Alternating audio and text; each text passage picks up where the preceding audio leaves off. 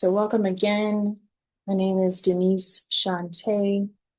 I use she, her pronouns. I also go by both names, Denise Shante, not Denise. I'm wearing a floral orange top with white flowers, green glasses. I'm a black femme with black natural curly hair, and there's a white background behind me. So this gathering is a moment for us to reflect, connect, celebrate our CarePod series journey. If you've been with us along the way across these 2 years, we're excited to also have our guest practitioners, Karishma, Cyrée, Jarelle, Meenadchi, Yoo-Jin, Kayla, and Carmen with us tonight. We're going to look back on where we have journeyed alongside our guest practitioners to reflect on what we've learned, what we've shared, what we've practiced together, to celebrate the ways we have gathered and also the possibilities we have collectively nurtured, and to cast spells forward for more liberatory cultures of care. This is going to be a space for us to reconnect with each other, to experience some collective memory, and to tell the story of how our gatherings have reshaped our lives, practices, and dreams of care. Next slide, please. Our gathering flow, our celebration flow today. So we'll open, we'll have a grounding moment, we'll have a brief check-in. We're going to look back on the journey with some visual collages. We'll have a storytelling circle with our guest practitioners and with you all as you reflect with us and remember. We'll take a break, then we'll come back to look forward and cast some spells, and then end with our closing and farewells.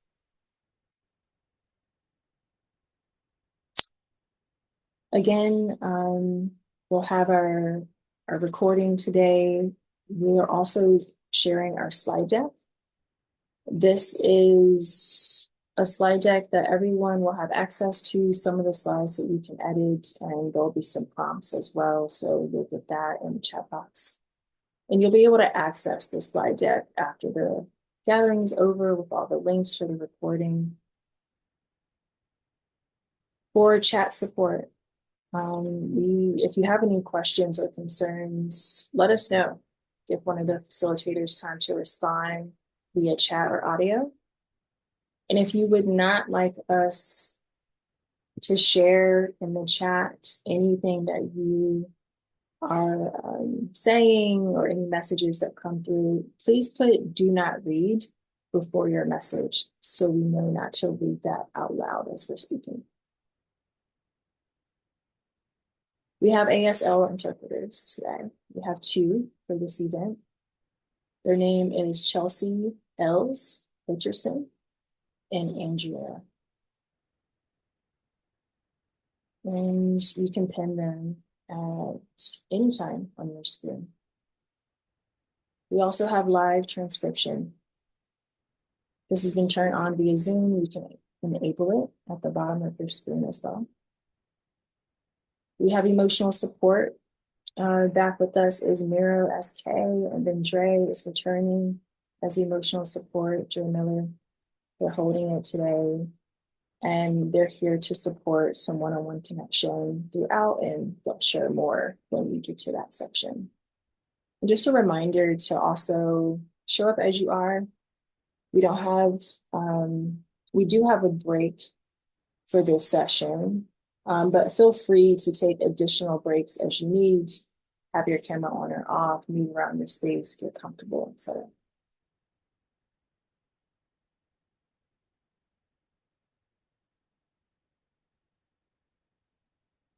So if you've been with us for a while, you've experienced us experimenting with the lineages of care, healing, justice, and this has been a space, a soft, regenerative space for us to dream and design these liberatory cultures of care in hopes that we can explore and have been exploring how these lineages of care, healing, justice might shape the way we design more just community-led worlds.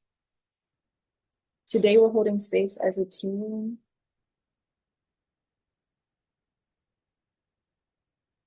Next slide, please. Co-facilitation is held by me, Denise Shante, Karina, and also Jody. And emotional support with Miro and Dre. And Miro and Dre, if you can come on and share more about your role as emotional support today.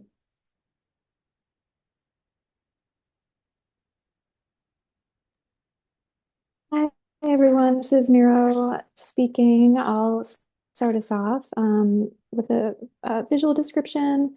I am a white-bodied, non-binary femme with a shaved head and brows.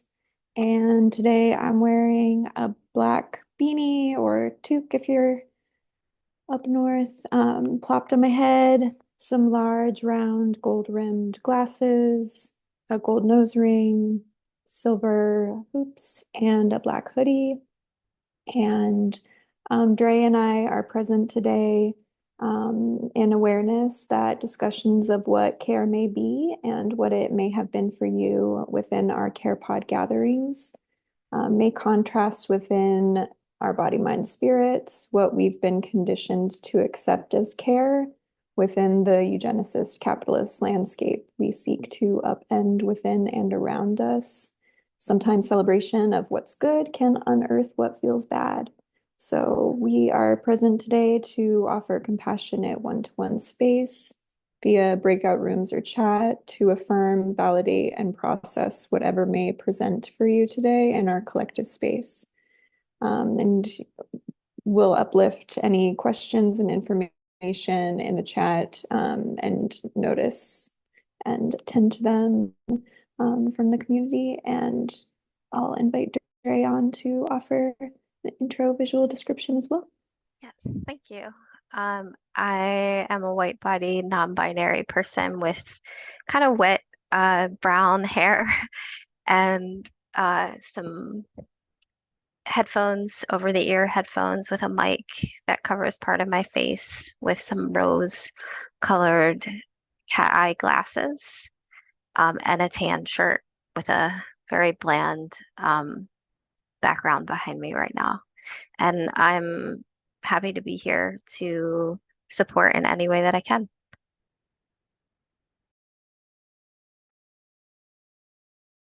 Thank you so much, Miro and Dre. And we have Victoria here with us, tech support, our tech wizards and beloved DJN lineage steering committee member and so many other things. So glad to have you with us and supporting us, Victoria. And for this session today in our celebratory moment, we have 6 of our guest practitioners who have been with us alongside the journey. So we have Karishma, Cyrée, Jarelle, and Meenadchi. We also have Yoo-Jin, Kayla, and Carmen with us today. I'm so glad that y'all are joining us and all at the same time tonight.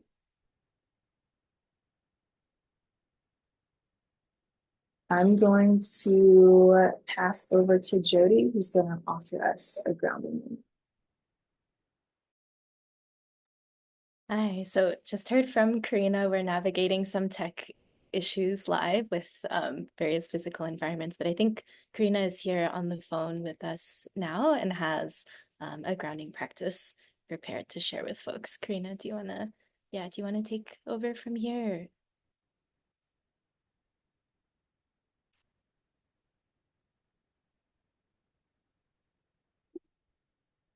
Yes, I'm gonna be taking over from the phone because of my service right now with the storm. Are you able to hear me all right? Yes, yeah, we can hear you. Great. Thank you so much, and thanks for the grace and the patience. Sorry, I am not visually seen, but if you were seeing me, you would see a cleanly shaven bald head and some glasses on a slickly oiled face because I am trying to moisturize it. So I am really glad to be here with everyone and celebrating. It feels really good to be back also from the unanticipated break of weather, and just wanting to take a minute to ground us in the moment. What would be amazing is if it's okay to just let me know if I'm off by the way that the slides are going, because I'm not seeing them. So anybody on my team, feel free to let me know if I feel off from the way the slides are moving. But right now I'm on slide 10 with the grounding moment. So we're wanting to just take a second to be here together in the ways that we are showing up. It's been quite some time that we've been in different types of spaces and sharing with each other. And so for today, we'd love for you to check in and share in the chat what practices you're bringing and what you're experimenting with right now.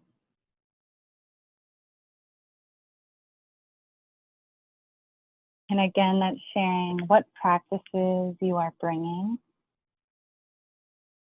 and what you're experimenting with right now.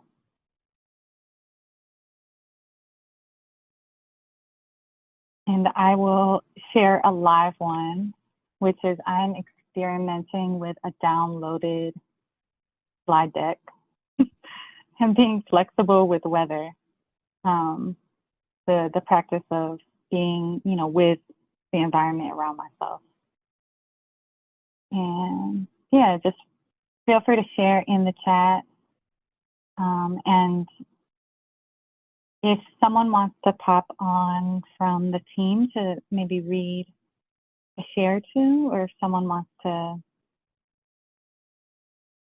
allow folks to take a moment, feel free. I'm not sharing, or I'm not able to see what's being shared in the chat. So I'm just going to give a little space for other folks to read through it. Yeah, I'm happy to jump in and read some of the chat shares that are coming through. Thank you. So Yoo-Jin is saying, and getting a lot of love for this share, experimenting with getting in touch with my inner child and teen. I've been watching Brats on YouTube and personalizing my planner with stickers. I love it. And I want to see.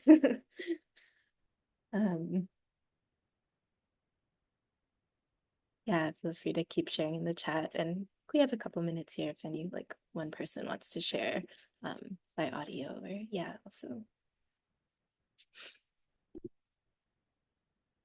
Yeah, Denise Shante is experimenting with designing new home sanctuaries.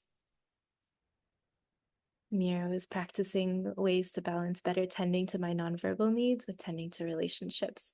It's a learning curve, for sure. That is one that I'm always experimenting with also.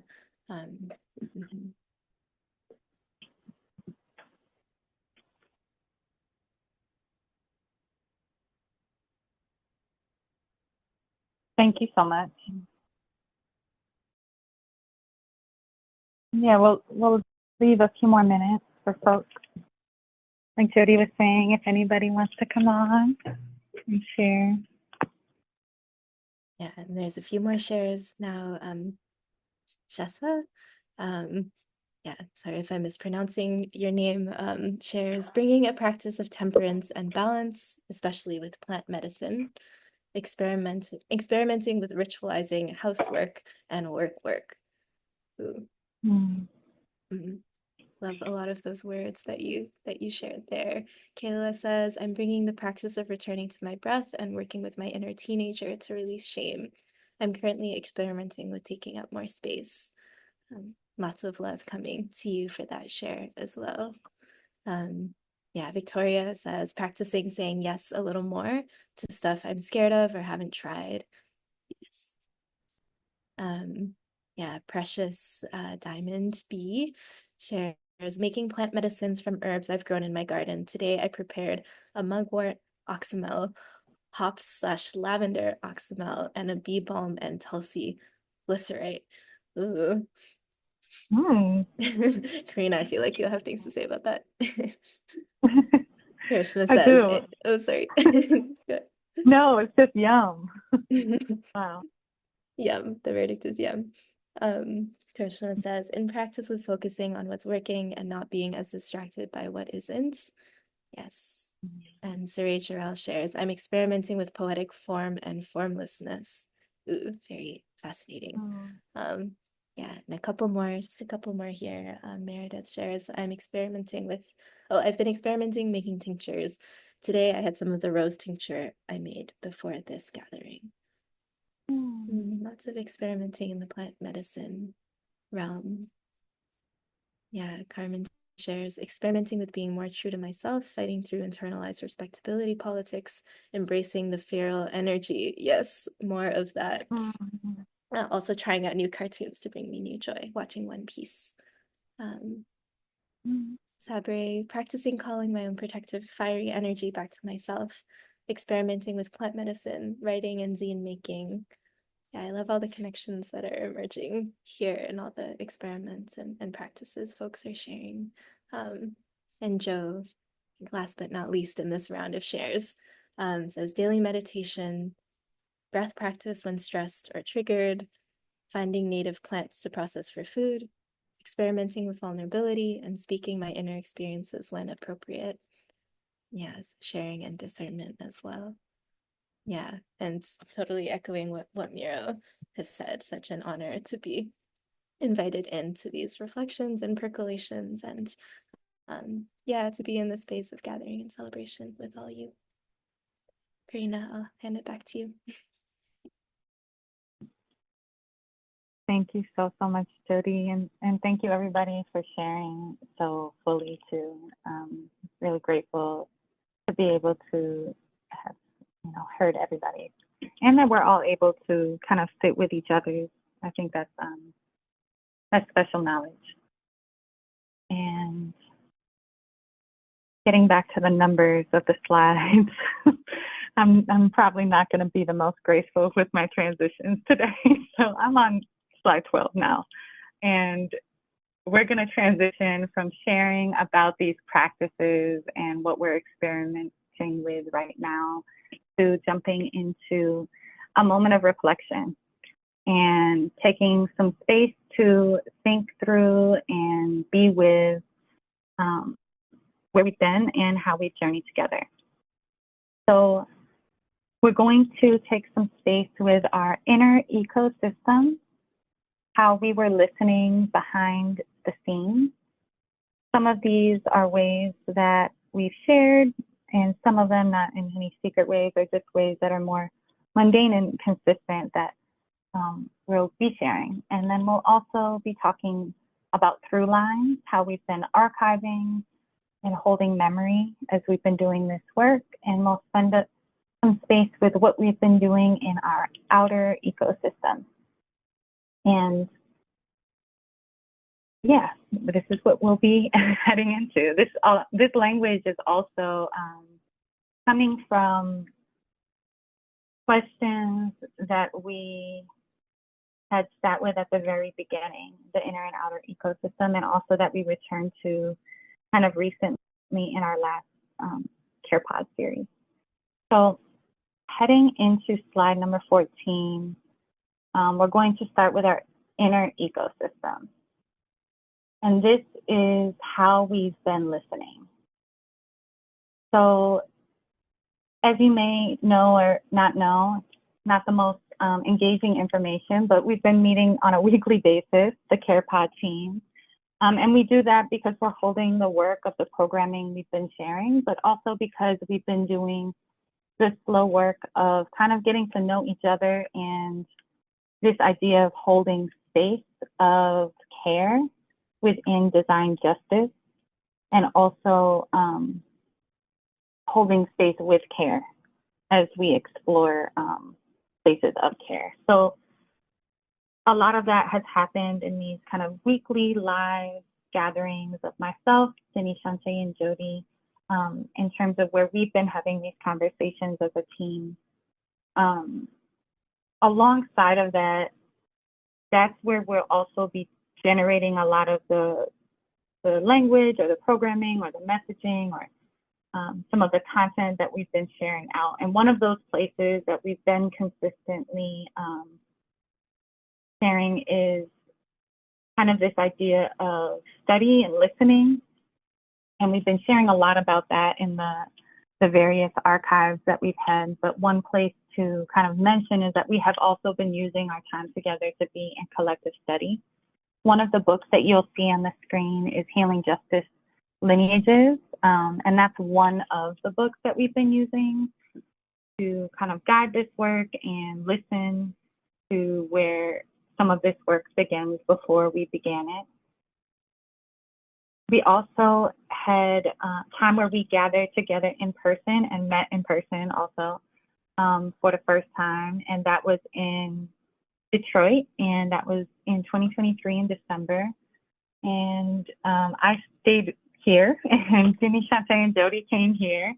And it was a time where we were able to spend some space as a team and share physical space. We were able to meet with some folks that were part of the Design Justice Network, and also meet with some folks that are part of doing design justice work in the city of Detroit. And we were also just able to be with each other. And that was really important time as well. And so these are some of the ways that we've been listening. We've been sharing some of these updates in these archives that I'll be getting into, but we've also done a little bit of kind of like other touch point work. And so in the very beginning, we had a meeting with someone named Kimmy around values and practices, which kind of ended up into this conversation around inquiries and questions that we could continue to ask ourselves.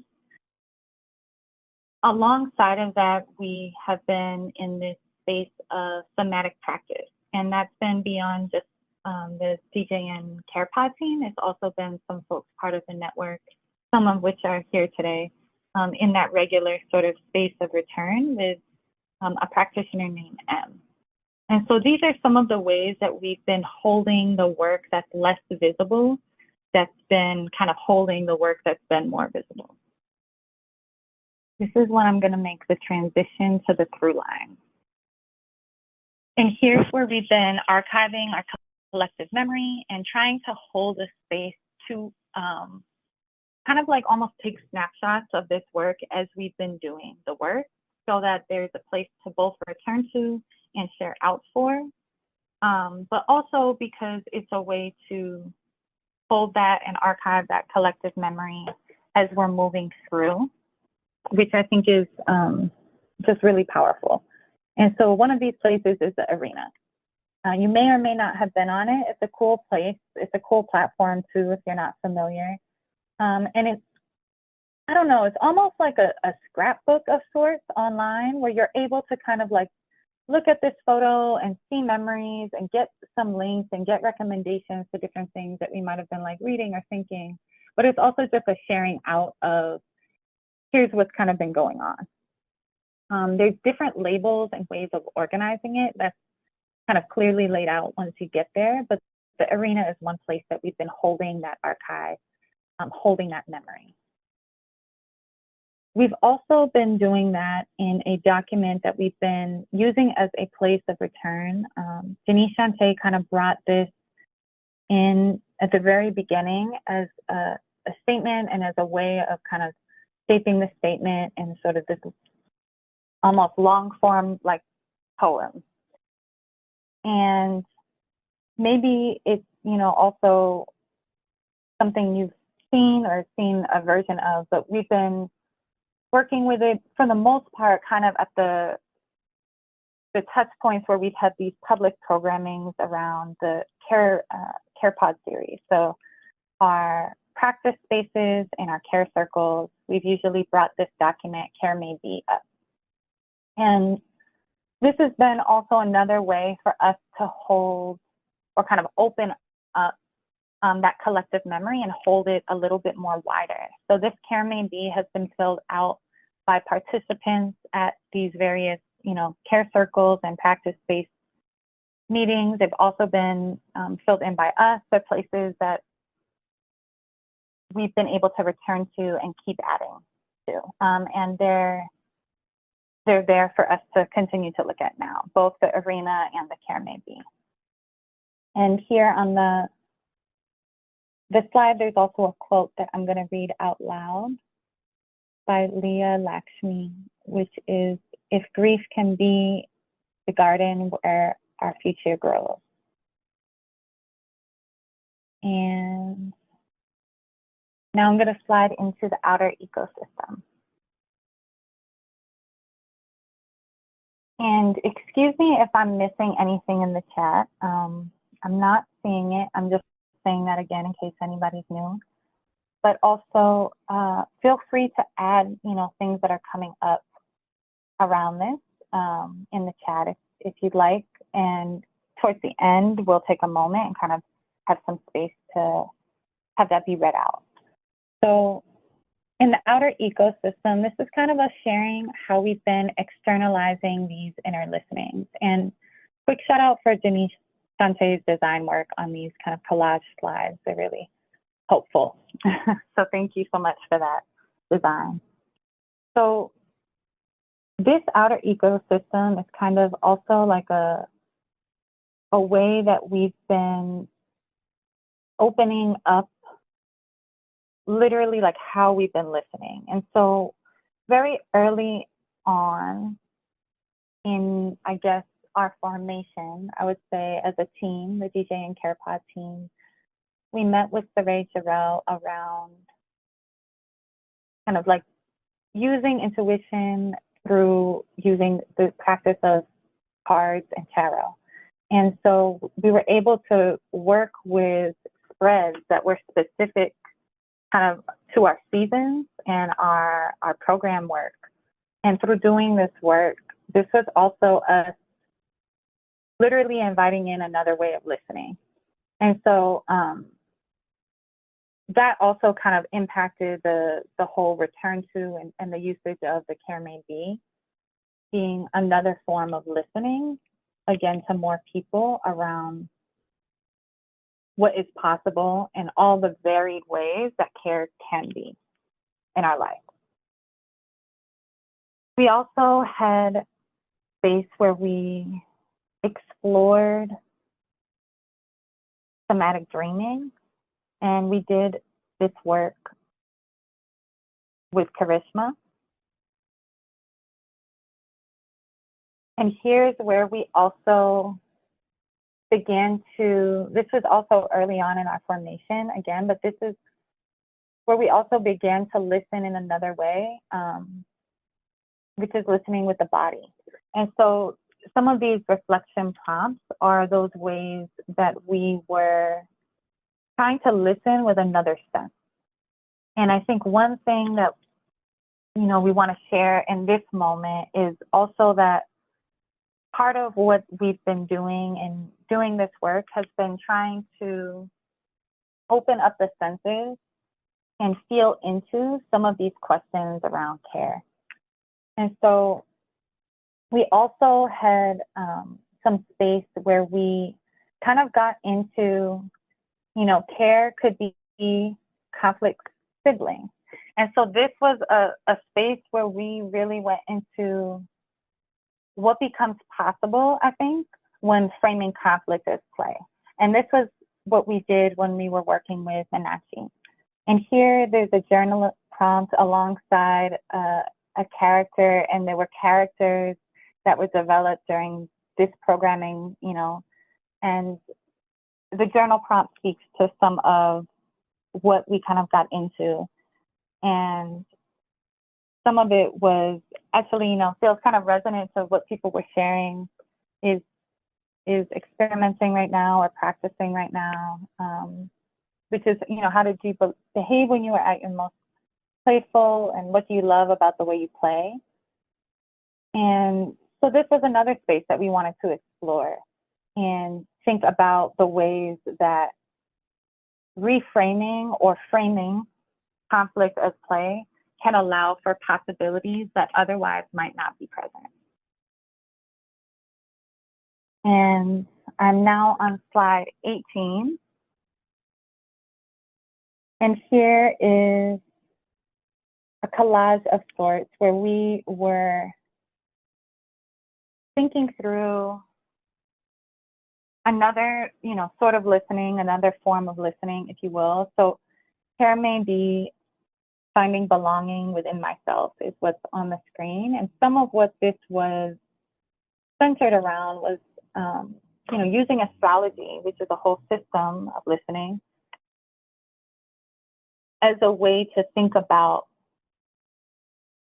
your own care needs. And so that whole programming was really about kind of like connected to that statement of the care may be. So finding belonging within myself, learning about the divine power and feminine energy of the moon. These were different ones that kind of came up. And so this was a programming we did with Yoo-Jin. And this is from the Astrology as a Portal to Prototyping Care Ecosystem. We spent some time thinking about our moon signs and thinking about how that impacts our ability to receive, give, and also share about our care needs. And again, this is another way and another sense, if you will, that we started to develop. And heading into 19, this is where we started to think about care as it relates to grief. And to do this work, we worked with Kayla and Carmen from the BIPOC Death and Grief Talk Group. Grief, Money, and Power was the name of the series that we did this programming. And what we really spent time with in this kind of like season, if you will, of programming is, and I think back to the naming of it. It really is the name. It's grief, money, and power, and the ways in which those are all connected. And I think some of this is also being spoken about in those statements that are pulled out on the screen in front, which is care may be storytelling space for our money stories, where our inherent worth and dignity can be honored. And that was really a space where that was present, and where storytelling and that dignity were really tied together. And it was about grief, it was about money, it was about power, and the through line and all of that. And it was also care may be pushing back on grant reports as surveillance, and talking about work that can happen in other ways was another thing that for sure came out. And so this was also another chance where we had space to think about our own internalized stories, and on screen, how have we internalized the various projections that we have received around money, and the ways that that can also impact how we feel we can move around grief, and also around grief in the workplace, and how it impacts us in all these different spaces as well. So that was another way that we kind of opened up our listening, if you will. And a lot of the storytelling at that moment was also about that sort of listening, both to yourself and to others.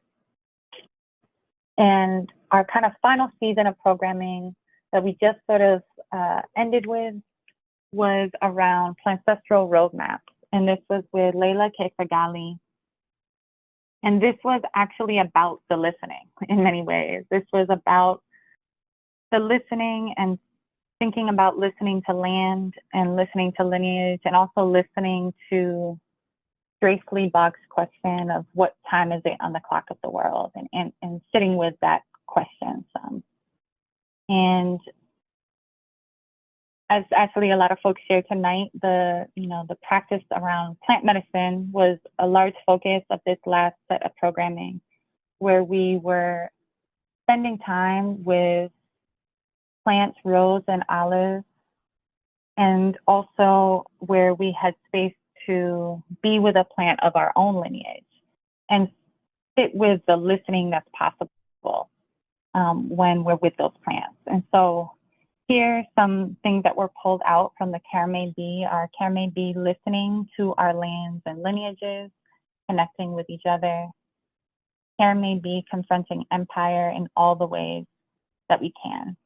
And the other aspect of this programming that was kind of inherent in the way that we were tuning towards each other is that Layla was also an author of this book, Land in My Bones, and it's all about listening to the lands in the region that Palestine is in, that Lebanon is in. And so we were also tuning into Palestine and Lebanon and the genocide that's happening there. And so these are the ways that we've been trying to,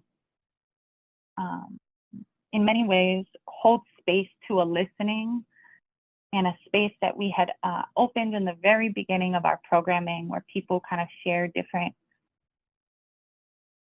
things that they wanted to gather around. And so in many ways, these bits of programming that we just kind of look back to are us trying to tend and listen to what came up then. And so I'm gonna take a moment to pause here and maybe see if Jody is open to reading anything that's coming up in the chat. But if there's nothing already in the chat, feel free to take a moment and kind of share what's coming up for you as we've been in this reflection space.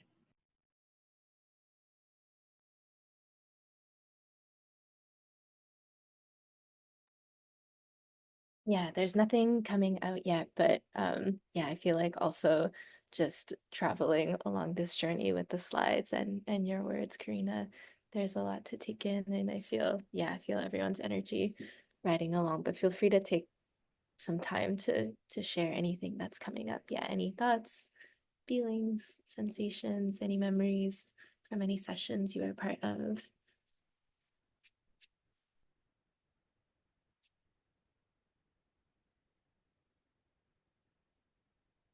And aside from that, I'll just say again, I'll say over and over again tonight, how special it feels to have so many of you all, our past practitioners, with us.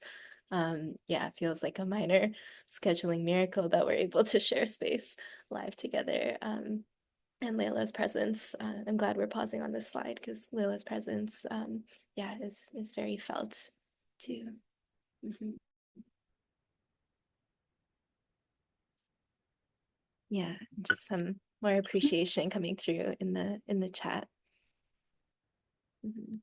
Feelings of awe, honor to have shared space with everyone, gratitude for how much these collective conversations have seeded, says Miro. Mhm. And Jerry says, just thinking the same thing.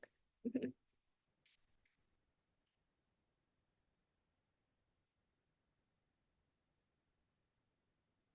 Okay.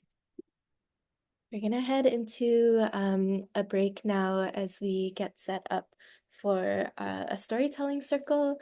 We'll come back at 55 minutes past the hour, wherever you are, and we'll have a chance to hear from all of the practitioners that we have with us tonight: Karishma, Cyrée, Jarelle, Meenadchi, Yoo-Jin, Kayla, and Carmen. Yeah, about their experiences also facilitating and holding space around their care, dreams, and possibilities. So yeah, so we'll take about a 10-minute break now, come back at 55 after for storytelling. Okay, see you all soon.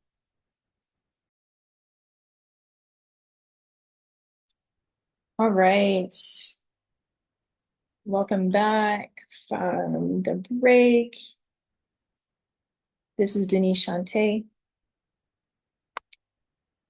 We are entering our storytelling circle around this question of what have we known? this is going to be an opportunity for us to be in conversation first with our guest practitioners. And then we're actually inviting you all, participants, to join the conversation as well. And we'll have a different set of questions. So the questions that we're holding, well, before I get into that, I want to rename who we're in conversation with: Karishma, Cyrée, Jarelle, Meenadchi, Yoo-Jin, Kayla, and Carmen today. We all went through the journey of these themes and the things that we've co-held together and co-designed as well. What you didn't see was all of the conversations and email threads and ideas and dreaming that we had with each of our guest practitioners throughout these last 2 years, around these particular themes and like how they shaped each series and led us here to this moment.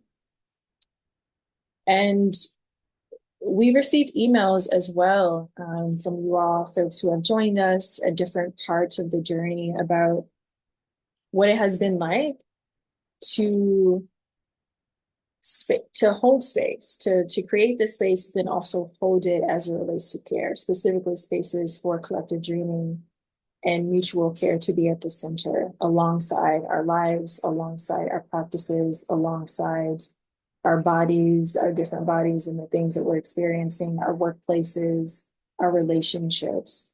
And so the questions that we're lifting up today is to hopefully add maybe insight, maybe more inquiry, maybe more glimpses into how experiences like this that we've held within the Care Pod can be possible at different scales.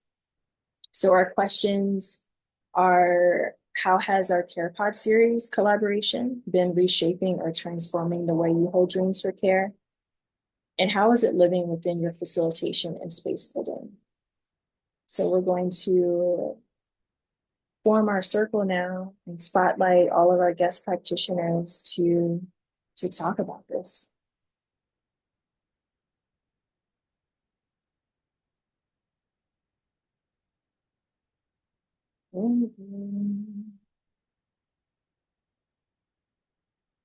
Thank you, Victoria, for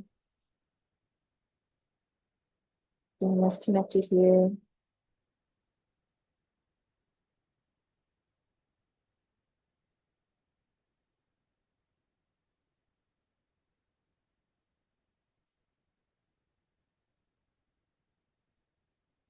All right. Is that all of us? I think so.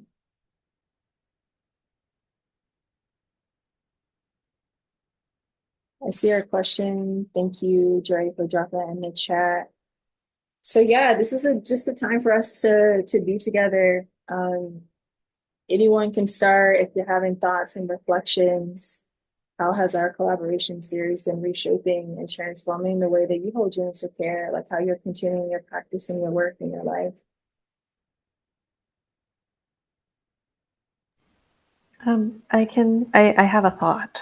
I don't know how well formed it is, but I think for myself and Kayla, you can let me know if you're like, absolutely not. But I feel like trust wise, this has been a really great way of kind of building trust in collaborating with folks, because the experience was so like welcoming and allowed for Kayla and I to do what we do without having to like compromise our integrity and who we are. And we know that we've been in spaces where people have asked for us to do grief talks where it's just not been the best fit and it's not been it. And so being asked to kind of join in a space like this is always a little scary. And I think for us, realizing that there are folks that you can work with that will kind of see your vision or your dream and work with you to make that happen, I think is really lovely. So it's not maybe something super tangible, but I think it is something that has been helpful in us maybe feeling a little bit more open about how we connect with folks, the green flags that we see immediately, that we think are really great signs of moving forward with people. So yeah, I think for me, that's been really great. That's like the first thing that popped into my mind. I don't know, Kayla, if you feel similarly. Absolutely. Yeah, I think, not I think, I know one big thing that I came away from our time together was it almost was like a raising of the standard of working and partnering is really what it felt like. And for Carmen and I, like we were pretty open about being chronically ill and neurodivergent, disabled. And that is like an area and an understanding and a sort of lens that a lot of people really enjoy until they're like, oh, we have to work with people who are chronically ill and neurodivergent and disabled. So it was really wonderful that the same reason and understanding of like the way that we interpret and approach our work, it not only was in alignment, but also that alignment wasn't just front facing, it was like how we actually did things. And it was like active care. And it wasn't care without like the understanding of how political care can be. And that is also something that Carmen and I are very diligent about when it comes to our work, and how we even hold a lot of our talks, but also how we engage with each other. And working with y'all was really nice to know that we weren't asking for too much, and we weren't an anomaly in like approaching this work because it gives us, for me at least, and of course, Carmen can correct me if I'm wrong, but it does give us a lot of um, affirmation that we're doing work, but it also feels really good to be doing this work alongside people um, who I don't want to use this term of like get it, but are like practicing it, which is really, really important.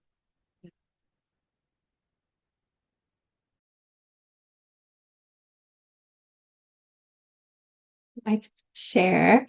So it's been really interesting to practice outside of this space. I think first and foremost, I want to just give all the props and roses. And if you don't like roses, you can have it, whatever else you want, to the team. I think this is such an intentional space. I think it's a clear example of practicing the world you want to see. And I think it's a very unique space. uh, Organizing, facilitation, community, everything about it is so intentional. And I've seen aspects of it, sprinkled throughout, but to have it all in one place feels so juicy and abundant. So just really big props there. Um, yeah, it's been interesting to talk about astrology. It's interesting because after our care session and thinking about how we can use astrology as a tool for care, making it really explicit, um, I've experimented with bringing it into workplaces, and it's really interesting who shows up. It's not always who I expect, and it's helped me challenge my own kind of biases around who this is for. And I feel like that's also part of like Kayla, when you're saying like, oh, people who get it, is actually that can be such a wider group than even I thought. Is that I think a lot of people are really interested in building care. Um, and they just don't really know how to get involved or don't always feel welcome to join in. So I feel like for me, this has been an interesting journey to just practice that live and play and experiment in live time with people who traditionally I wouldn't play with, And so it's been very, very fun. And it's helped break down some of the boundaries that I think can happen in traditional workspaces where it feels almost like uncomfortable or inappropriate to conduct like that.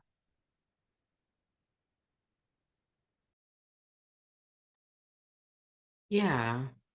Um, Thank you for offering this. Hi, I'm Cyrée, and I am a Black person. I'm a transsexual person. I have longer than the shoulder locks with the gold jewelry in them, and I'm wearing a lavender tank top in front of a gold and blue curtain and a bookshelf. Um, yeah, I am always really thinking about how these feminized skills and gifts are marginalized in movement spaces and how they are, or I've seen them in my own conversations with people, like not in an abstraction, kind of relegated to the back. And I think care more generally is one of those skills. And all of the fruits of that caring, tweaking, intuitive work of realigning, nurturing movements and the people who compose them. I think that it's a big mistake. And I think whatever opportunity we have to come together and reify the places, practical places that these skills can plug in our larger caring and freedom and liberation work.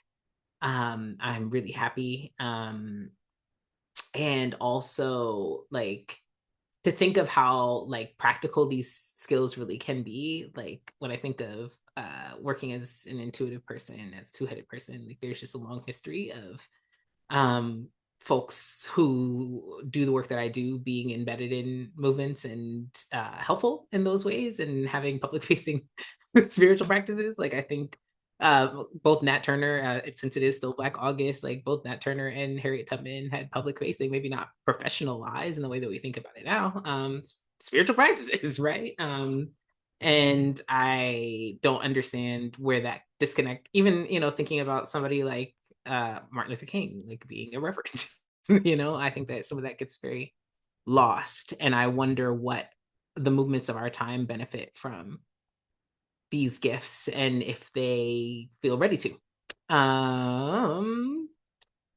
Specifically to my work, that's one of the things that I was reflecting on. And I really love doing this work with folks who are thinking really widely and expansively about just where to plug in and trying to plug in wherever we can. For myself personally, I think it was a really good opportunity to define exactly what I mean by intuition and where I think it comes from. And I don't think that I had ever gotten an opportunity to say that before. Like, I think it was really a very rare invitation to just be like, okay, like, what is it though? Like what at base, what do you think this is? How would you describe it? Like, how would you tell someone who had never heard of it before? And I think breaking it down like that was really helpful for me for thinking outside of jargons.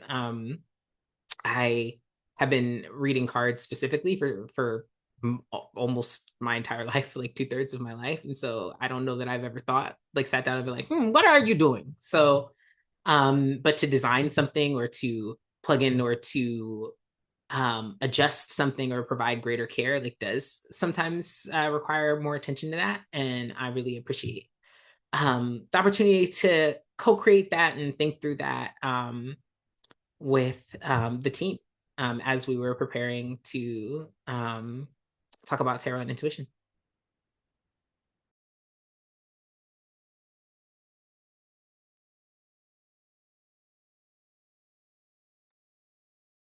I will chime in. I'm Meenadchi. I use she, her pronouns. I am a brown-skinned femme. I have shoulder-length-ish black hair, wearing glasses and sitting in front of a brick wall. I'm noticing just how nice it is hearing the voices of like so many of the other guest presenters whose sessions I did not get to attend. And then that makes me think about the ways that y'all as organizers created a space where voices could be heard in so many different ways. You created many, many avenues for engagement, for listening, for processing, etc. And I think we'll really, really co-sign what Carmen shared about like the up level. Like this was a really positive, pleasant experience. And just how sweet that was of like having a new frame of reference and having a new bar for how good things can be.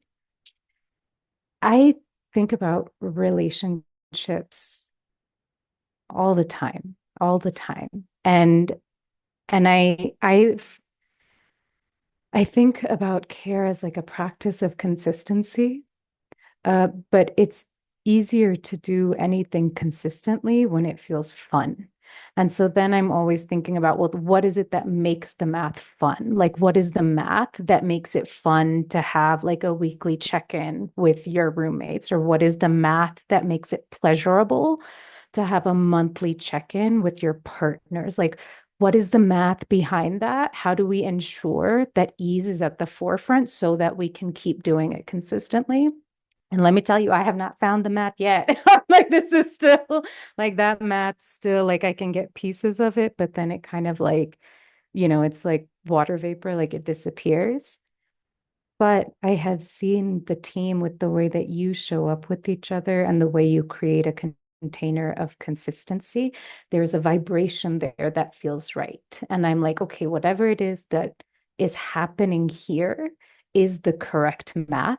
And then it's like working backwards to try and figure out, well, what is the equation? What is X? What is Y? What is whatever, so that we can learn it and do it. But the math is here, and that's really beautiful to be a part of. And I'm complete.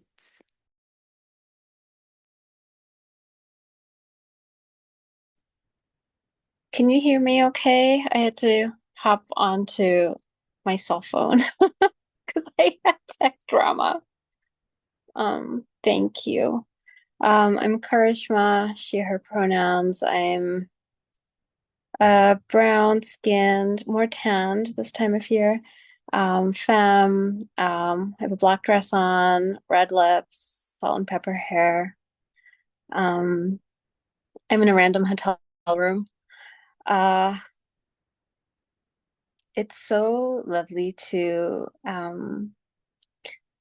be able to come together in this way, to reconnect and reflect, and really feels like symbolic of and part of the real intentionality and care and practice of this team. And what has been so, to echo the sweetness of this process of working and collaborating together, has for me been, like, to reference the math that Meenadchi named, has been the reciprocity of that experience. I think as a care worker, like, we come with skills and practices, and I don't necessarily expect that the people I'm in conversation with have the same skills and practices. And so it's been a real gift to have this. And I still remember my excitement at that very first conversation about this collaboration. And the excitement was, oh my gosh, there are other people who want to talk about these things and explore these things too. Like, it's not just me. And then going from, wait, it's not just Denise Shante, Korean Jody, and myself who want to explore and have these conversations. There's like 74 people who signed up for this event who also want to have these conversations. And then just like watching what has grown and evolved and emerged. And it's been so exciting and created a lot of hope for me. I would say on a personal level, it's allowed me to be more explicit in claiming care as central to my work. And I would say also that the process of, a lot of my work, although I have done a lot of group work, a lot of my work has been one-on-one. And so the process of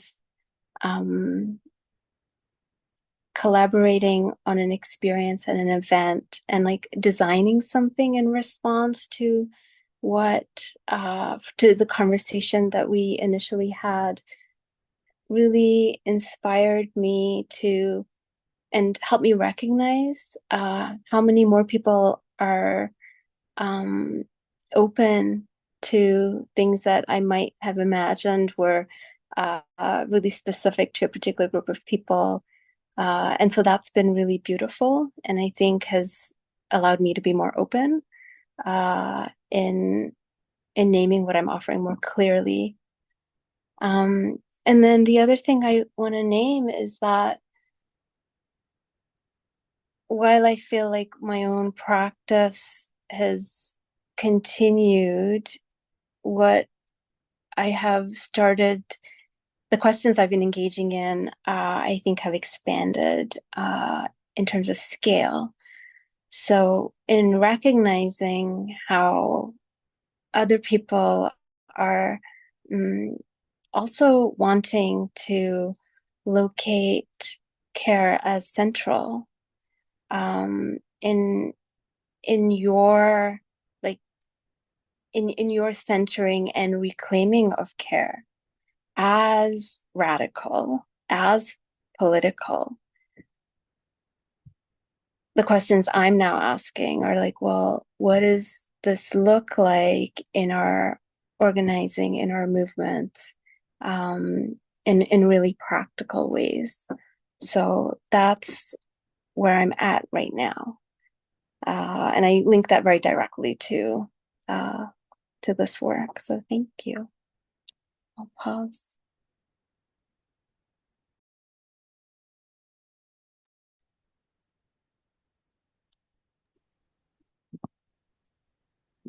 Yeah, I'll share as well if that's okay. Not exactly a practitioner, but sneaking in here. And I'll give a visual description because I didn't take the time to do that earlier. But this is Jody. I am a light-skinned East Asian non-binary person with bangs, which is new for me. And the rest of my hair is shoulder length and put up right now. And I'm wearing a black tank top, and the sun is setting in front of me. So you'll see me slowly descending into darkness over the course of this conversation. But yeah, so much of what you all have shared is also really resonating for me, just thinking about yeah, the way that this process over the last couple of years has challenged a lot of ideas for me about like who and where these practices fit, or who it's for, what kinds of spaces, what kinds of movement spaces they belong in, or can I bring them to. Karishma, what you were just saying about like claiming care as central to your practice, and like those kind of questions about expanding the scale of those kind of questions and explorations. That's feeling very real for me.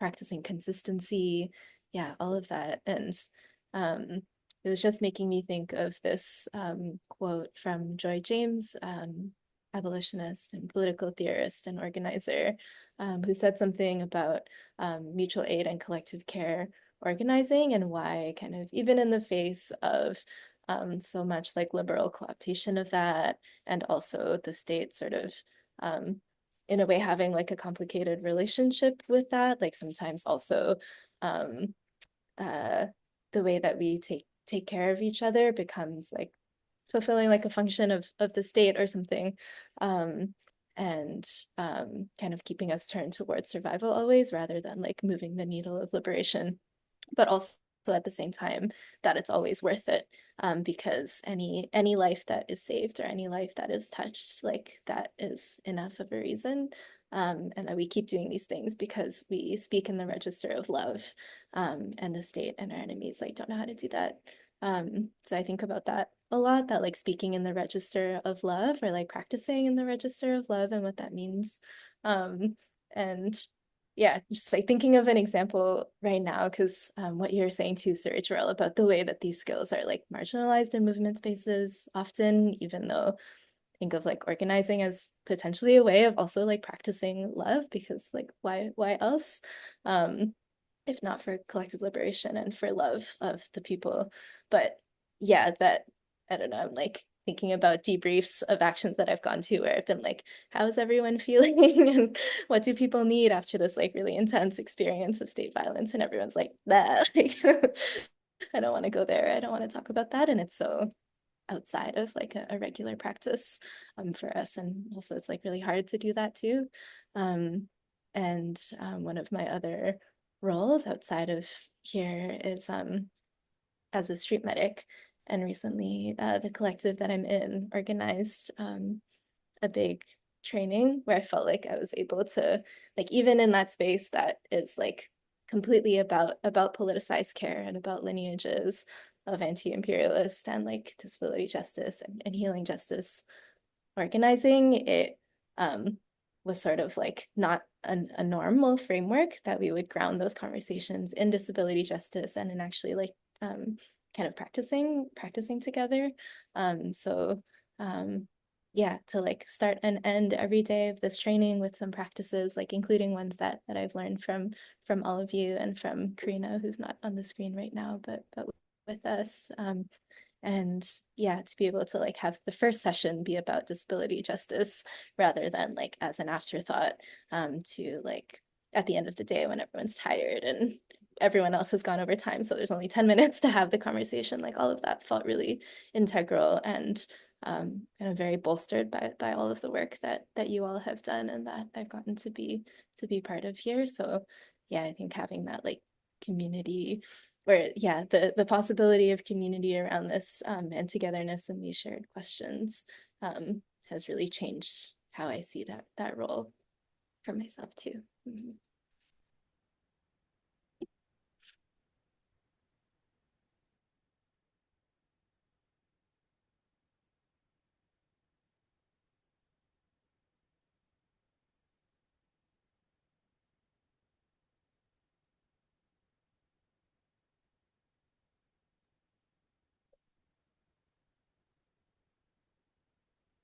We have a few more moments, but before inviting some participants, if anyone wants to join our conversation as well.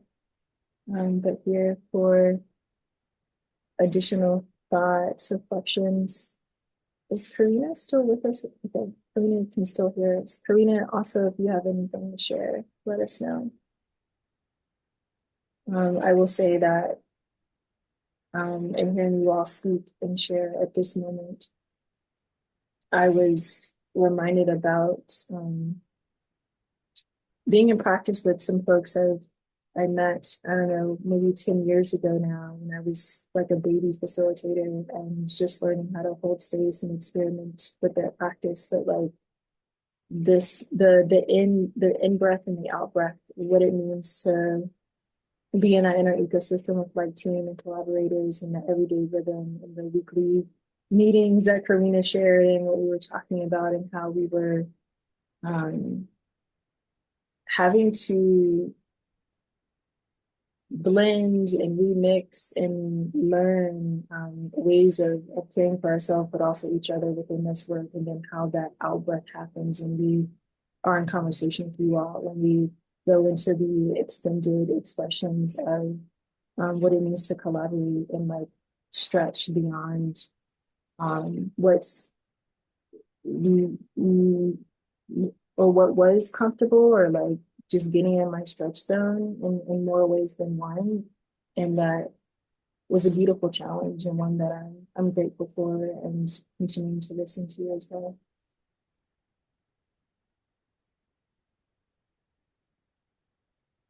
I can see Karina popping up. Hello, can you hear me? Yes. Thank you so much. Yeah, I've been listening and I'm so glad that I am able to have listened. It's been really cool to just hear all of the shares. I think, yeah, there's definitely been some transformation and reshaping in the ways that, you know, on a real logistical level within my facilitation and space holding.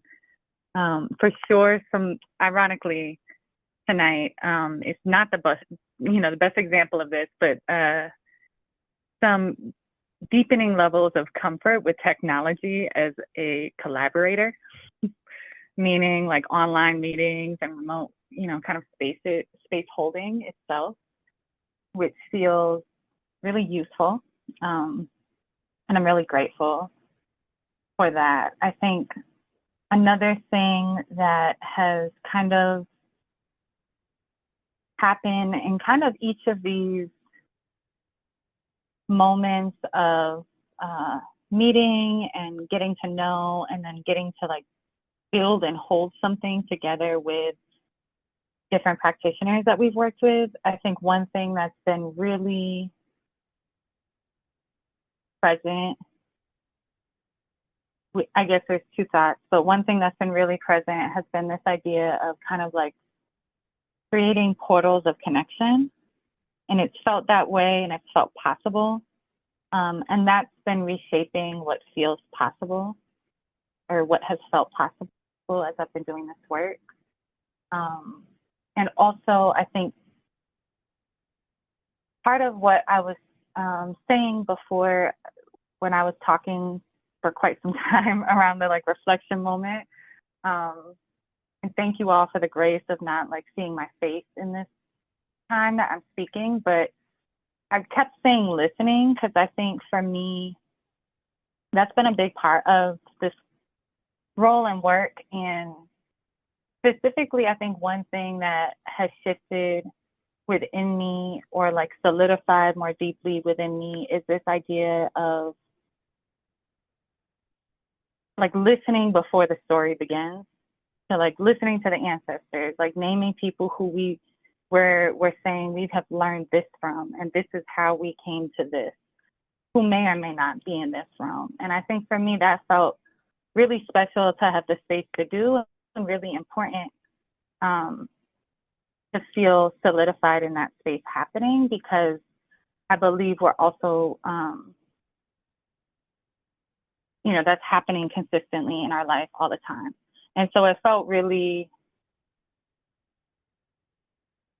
amazing to have the space to continue to return to learning to people and thoughts and questions on both sides of the veil, if you will.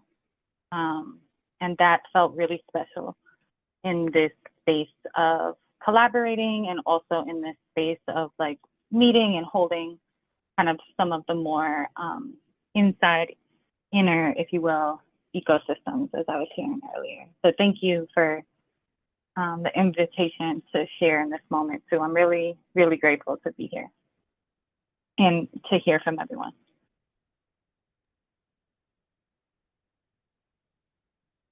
Thank you, Karina.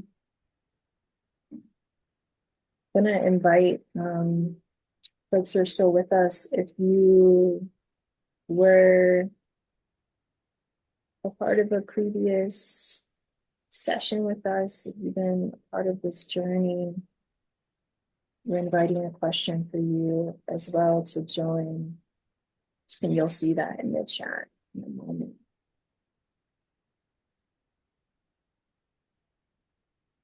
So the questions that we have, and if you would like to join, let us know. You can raise your hand, we can spotlight you, and you can also read your responses in the chat. So the questions for participants: how has your participation in our Care Pod series been reshaping the way that you hold dreams for care in your personhood and practice? And the second question is, when have you been in practice with something that you learned from one of our Care Pod gatherings?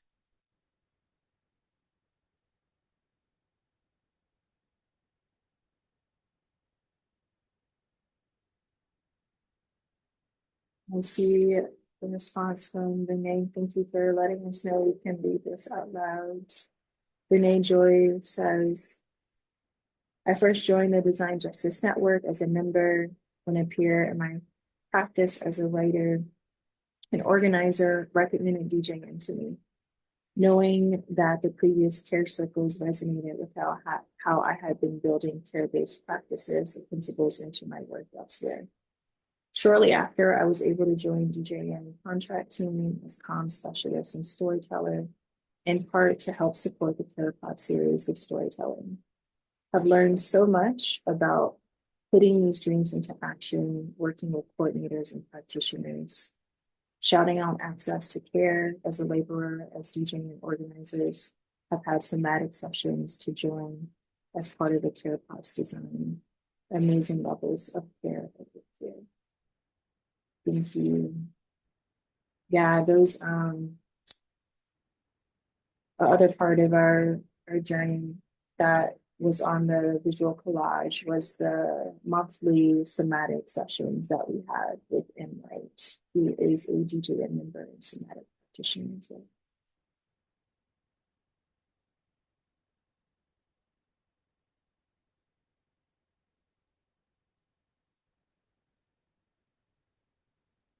Can we repost those participant questions, or I'm getting lost once comments start happening?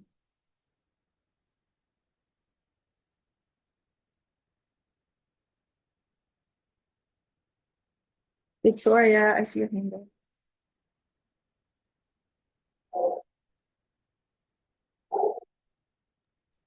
Okay.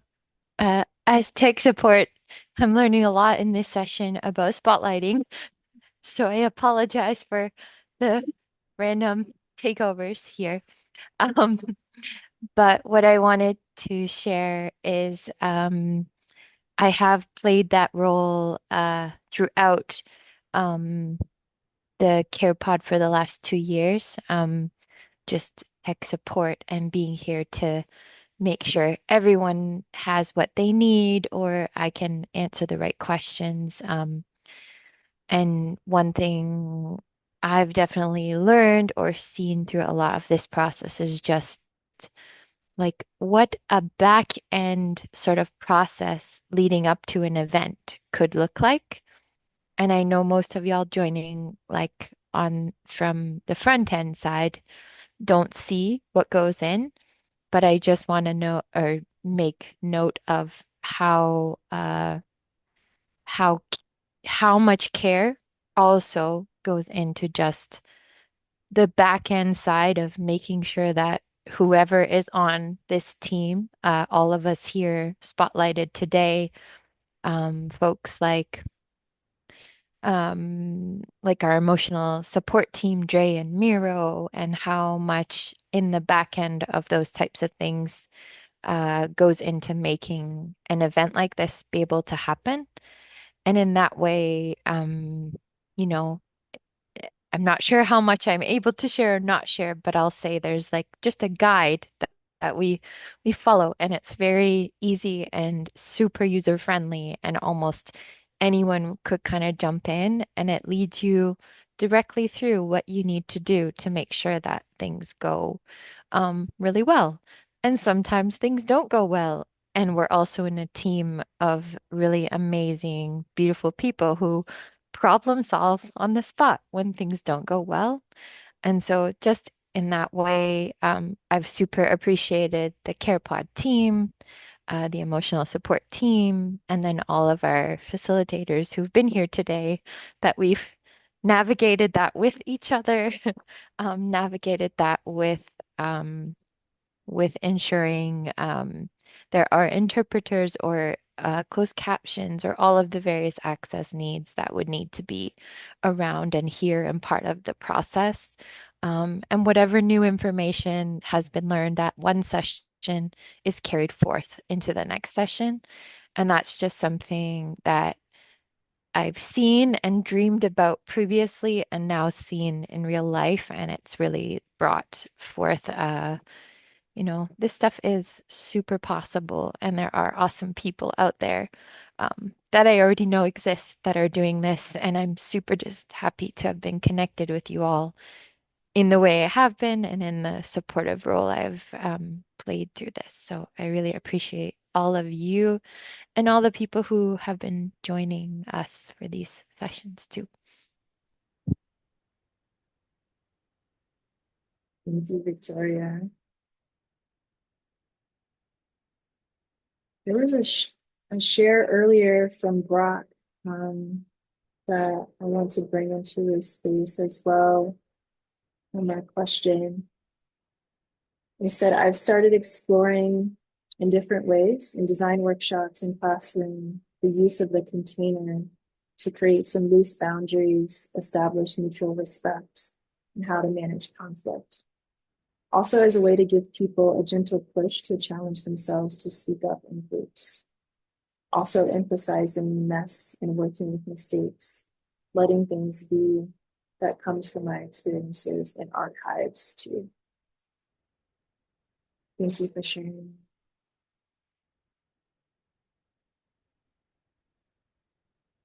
Adding to that, I'm Sipping Black.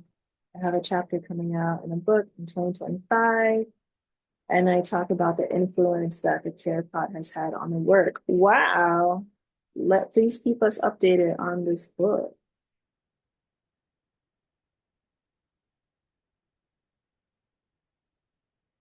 Dre has a share, and yeah, inviting shares from anyone who's here in the space. That includes our emotional support, Dre and Mira. If y'all have reflections, welcome that as well. I'm gonna read Dre's response in the chat.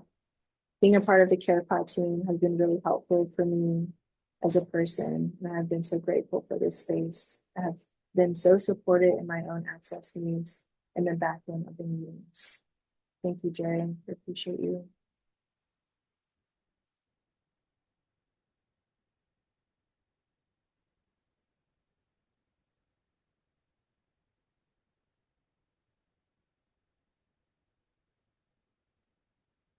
Yeah. Taking the risk to raise my hand before I'm sure if I'm totally verbal. Love that. But yeah, to reiterate what I named in the chat, I think I've used this word in a debrief before with the care pod, that the level of congruence with the care pod has been just beautiful to experience and very heartening with so many of the other experiences I've had in community spaces where that congruence is not there on the back end, and how heartbreaking that can be when you realize you've entered another space that's just co-opting language, not actually creating the space that, you know, it purports to be.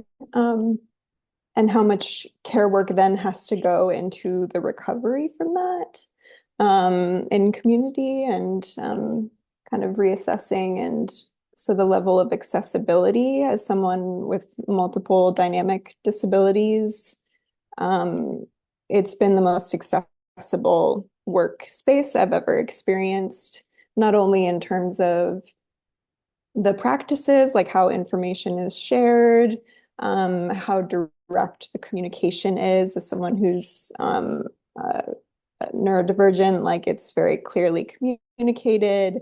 And when there are, you know, miscommunications, there's space to tend to that as well.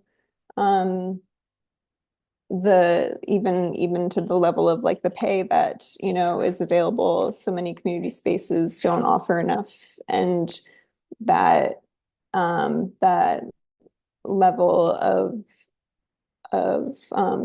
even with the compensation allows for that space to not work, as we so often, you know, we can't work consistently. So to have that is an aspect of the congruence. And just, it's been such an honor to learn from both the practitioners and the CarePod members, and to have that space to be invited in to grow, and to make mistakes and learn from them too. And just very, very grateful to have had the opportunity. Thank you. Thank you. Thank you all for saying yes to returning to our space, to us gathering all here together and being a part of this reflection and celebratory moment in more ways than one. I can't believe it's been 2 years and that this has been the journey, and we're on the edges and ends of this. Yes, Kayla, I see your hand as well. I'm so sorry. Just before we really wrap things up, I just wanted to do a visual, give Carmen and I a chance to do a visual description because we didn't do that previously. So just to let everyone know, I am a Black queer femme with short, dark, curly hair, short, dark brown, coily hair. I'm wearing a sleeveless black dress with a collar on it and some gold hoops, earrings, and I'm sitting on a green couch. And my background is white kitchen cabinets. I can also go. I am a brown, light-skinned woman with shoulder-ish length black hair, with the Blessed Mother Selena Quintanillas behind me. Her portrait, yes, praise be. And I have my purple headphones on. So that's me. Would anyone else like to give a visual description who didn't while you were speaking? I think I gave one. I'm happy to. This is Yoo-Jin. I use she, hers pronouns. Um, I am a light-skinned East Asian woman. I have my glasses on, a little tortoiseshell. I have long, well, you can't tell, but I just dyed my hair. But it looks black, but it's actually wine. And I'm wearing a tan collar jacket, and I have a fake virtual background that shows plants and beautiful things showing where I want to live in my dreams. Thank you. I could go Victoria, and I have like a maroon or like red wine colored jacket on with a black mm, tank top. It's a dress, but you can't see it. I have green colored glasses on that are pretty big. And white skinned, but probably tanned because it's summer. And I have like blondish, brownish, grayish hair. I don't know how to call it, but it's about to my just past my shoulders. And that's me. Thank you. That is our round of storytelling and reflections. Thank you all. And I'm going to pass to Jody, who's going to take us into a moment of looking forward. Thank you all.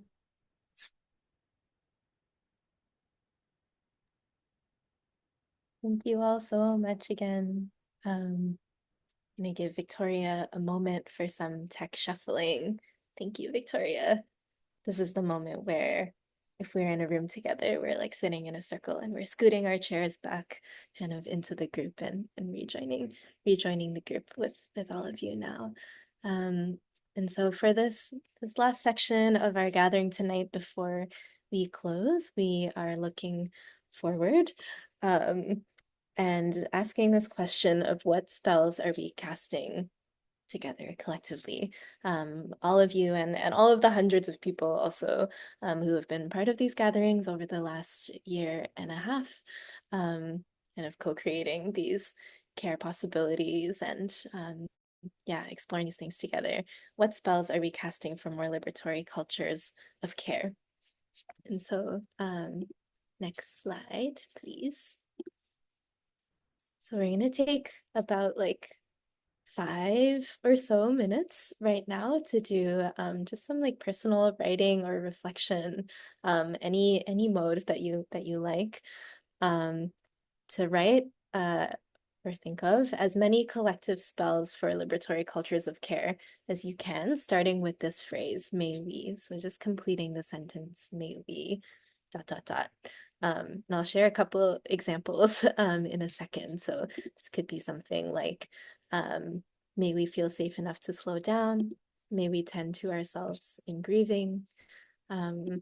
yeah, maybe challenge ourselves to bring care into the different spaces that we work and organize and relate, etc., etc. And I think, yeah, we'll share some examples in the chat before we get going. And if you get stuck, feel free also to look through that Care May Be document that Karina talked about earlier in the gathering today, and which Dre has just shared in the chat, and transform any of those Care May Be statements, Miro, sorry, yeah, and transform any of those Care May Be statements into May We statements. I hope that makes sense. Any questions before we do that for about 5 minutes, and Victoria will play some music for us.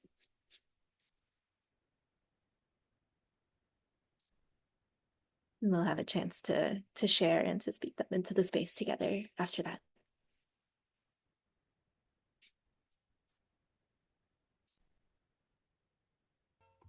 Okay, cool. So yeah, we'll take about 5 minutes here. Gracias a la vida que me ha dado tanto, me dio dos luceros que cuando los abro, perfecto distingo lo negro del blanco, y en el alto cielo su fondo estrellado, en las multitudes el hombre que yo amo. Gracias a la vida que me ha dado tanto, me ha dado el oído, que en todo su ancho graba noche y día, grillos y canarios, martillos, turbinas, ladridos, chubasco, y la voz tan tierna de mi bien amado. Gracias a la vida que me ha dado tanto, me ha dado el sonido y el abecedario, con él las palabras que pienso y declaro, padre, amigo, hermano y luz alumbrando la ruta del alma del que estoy amando. Gracias a la vida que me ha dado tanto, me ha dado la marcha de mis pies cansados,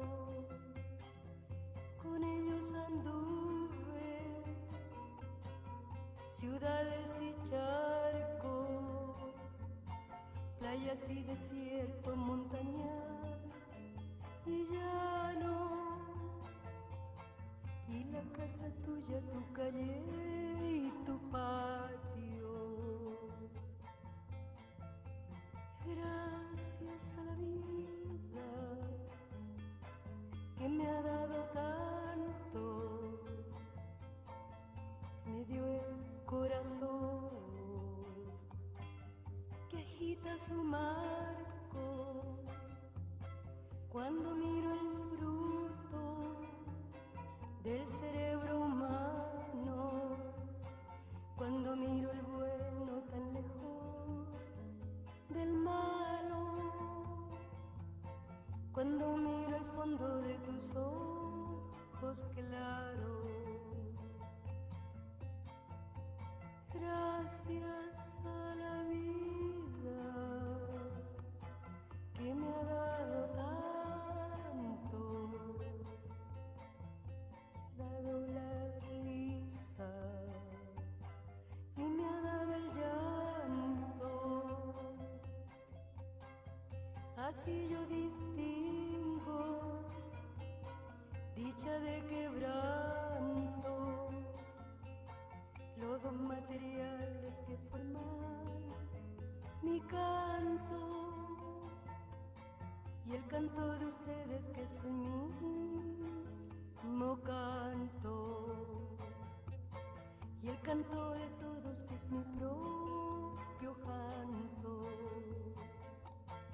Gracias a la vida que me ha dado tanto. Vida que me ha dado tanto. Me ha dado el oído.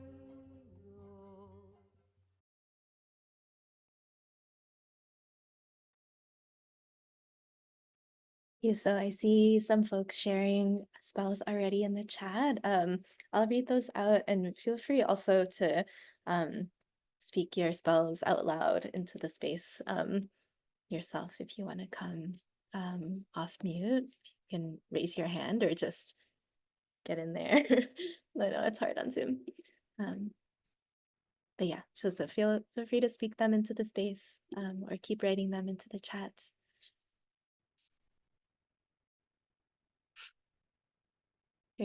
Very shares. May we feel the spaciousness from collective healing in our nervous systems. May we all recognize and accept the power we have to transform our lives and the world.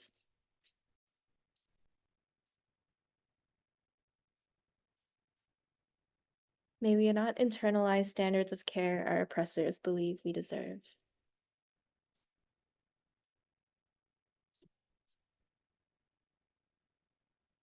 May we continue to make mutual care the through line within our justice and movement spaces.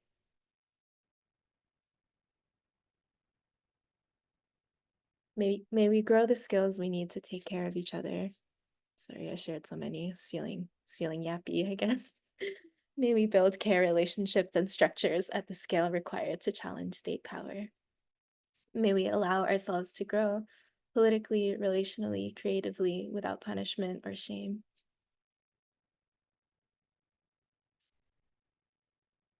May we be able to hear and embrace the fact that we are enough despite what capitalism tells us.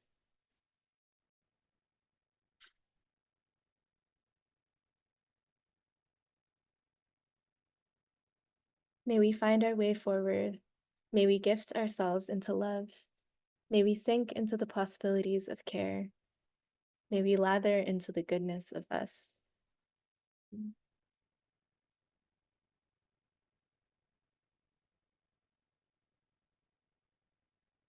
I'll leave some space here for any more shares in the chat, on mic.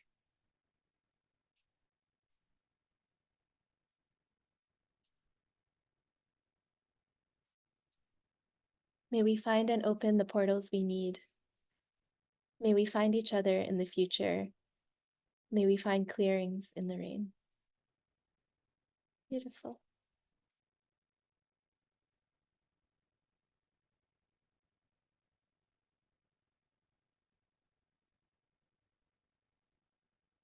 And we're gonna save and add all of these maybe's into that care maybe document too, and share that with you all, so you all can return to that too after this gathering, and that it'll carry us into whatever else the care pod may be up to in the next few months, and into your own practices and worlds outside of this one.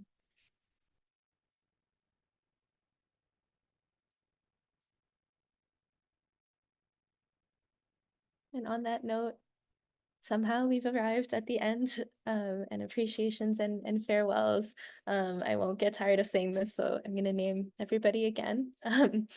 But yeah, really just wholeheartedly wanting to extend so much gratitude and awe. And yeah, it really has been such an honor to facilitate and to share space and to learn about all of your practices. Our guest practitioners, Karishma, Cyrée, Jarelle, Meenadchi, Yoo-Jin, Kayla, Carmen, and Layla. And Victoria, Miro, and Cyrée. Really, you three have been so integral to every aspect of these gatherings. And you talked about, yeah, collective access and disability justice, and building a culture to work in that actually values our inherent worth and dignity as people. Yeah, so much of that has been in collaboration and conversation with you. So thank you for that. And of course, Denise, Shante, and Karina, fellow DJN Care Pod collaborators, teammates, co-conspirators. Yeah, thank you so much for that weekly mundane kind of practice of care in pursuit of liberation. So yes, look out from us for some more storytelling updates in our newsletter and social media. This definitely isn't the last you'll hear from us. Our arena continues to exist as an archive, as Karina mentioned earlier. And also, yeah, we do want to just like honor that even though there's more things coming and our relationships, the most important thing carries on out of this space, that this is the end of this particular journey or cycle in CarePod gatherings and what we've been working towards for the past half year, and just taking that moment to thank you all for being part of it too, and being at those gatherings. And does anyone anyone want to come on and say these words? Anyone who's been on holding facilitation or otherwise. Don't let me have the last word.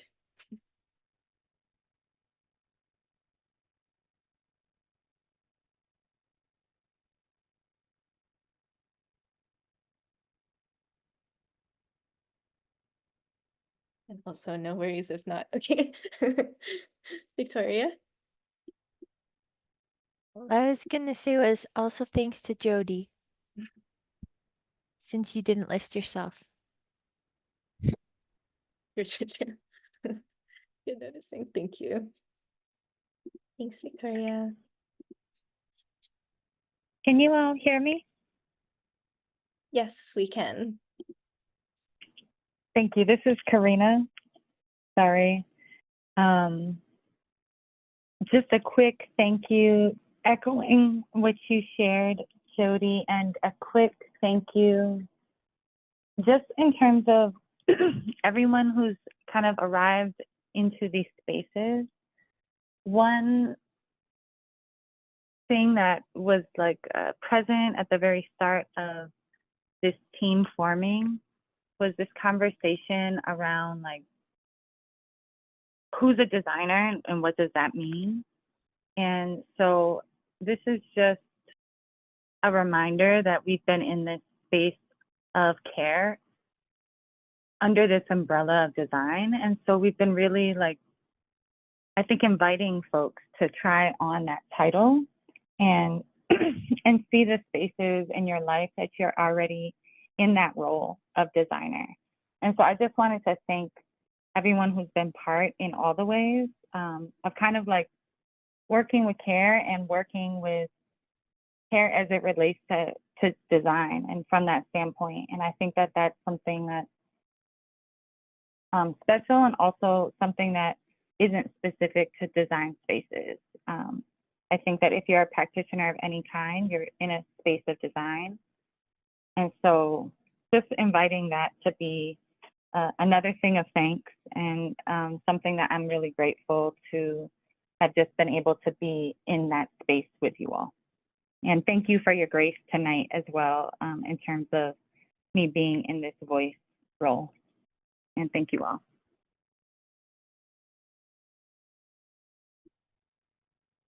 Thank you for adding that, Karina. That's been such an important part of our framework and our ethic in these gatherings. So I think that is a beautiful place to end on.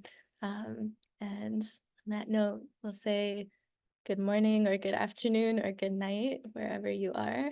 And yes, we'll be storytelling, and you'll hear from us again soon. Thank you all for being here.